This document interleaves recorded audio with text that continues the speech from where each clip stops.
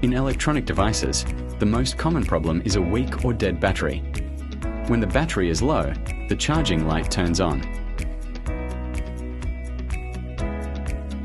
If it still doesn't charge after plugging in, check both the battery and the charger. One of them may be faulty. If the ignition doesn't work, remove the ignition part with a wrench, clean the tips, and make sure the gap is about the width of a coin. If the device doesn't take gas, clean the gas nozzle gently by blowing air through it.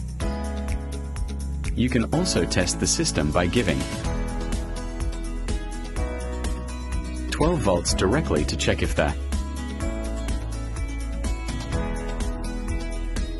valve and ignition are working properly.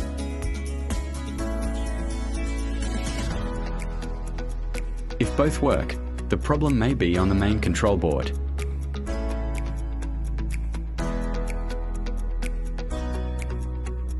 Make sure the charging port stays dry, because water or rust can stop charging.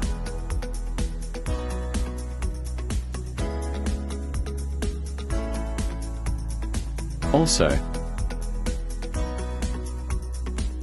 always keep the top cover closed. Direct sunlight can damage the day-night sensor.